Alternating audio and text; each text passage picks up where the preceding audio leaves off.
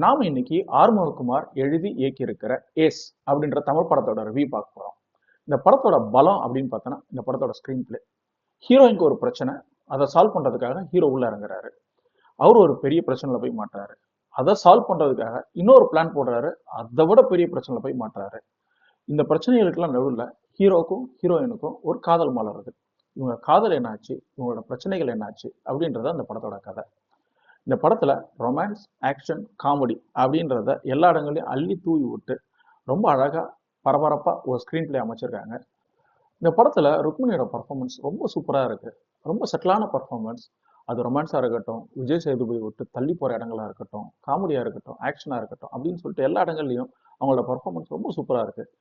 அதே மாதிரி Vijay சேதுபதியும் action, comedy, romance அப்படின்னு எல்லா இடங்கள்லயும் ரொம்ப நேச்சுரலா யதார்த்தமா நடிச்சிருக்கிறாரு. அதனால இவங்க ரெண்டு பேரோட பர்ஃபார்மன்ஸும் இந்த படத்துக்கு பெரிய ஸ்ட்ரென்த்தா இருந்திருக்கு. யோகி பாபுவோட காமெடி ஒரு சில இடங்கள்ல காமெடியாகவும் ஒரு சில இடங்கள்ல ட்ராஜடியாகவும் இருக்கு. பப்ளு ரொம்ப நாளுக்கு அப்புறம் ஒரு பயங்கரமான ஒரு வில்லன் பர்ஃபார்மன்ஸை கொடுத்துருக்கிறாரு. இந்த படத்தோட சினிமாட்டோகிராஃபி மலேசியாவை ரொம்ப அழகாக காமிச்சிருக்கு. அதே மாதிரி இந்த கேரக்டருக்கெல்லாம் நடுவில் நடக்கிற ஒரு எமோஷனல் ரியாக்ஷனை ரொம்ப அழகாக காட்சிப்படுத்தி நம்மளுக்கு வந்து அந்த எமோஷனை ரொம்ப அழகாக கடத்திருக்கு. இந்த படத்துல ஜஸ்டின் பிரபாகர் வந்து மியூசிக் பண்ணியிருந்திருக்காரு. அவர் இசையமைச்ச பாடல் உருகுது உருகுதுன்ற பாட்டு ரொம்ப சூப்பரா வந்திருக்கு. எனக்கு ரொம்ப பிடிச்சிருந்தது. நீங்களும் பார்த்துருப்பீங்கன்னு நினைக்கிறேன். பிடிச்சிருந்ததுன்னா கமெண்ட்ல போடுங்க. சரி அனிபால், இந்த படம் எப்படி இருந்தது அப்படின்னு கேட்டீங்கன்னாக்க, இந்த படம் தியேட்டர்ல பார்த்து ரசிக்க வேண்டிய ஒரு படம். டைம் கிடைச்சதுன்னா அவசியமா போய் பாருங்க.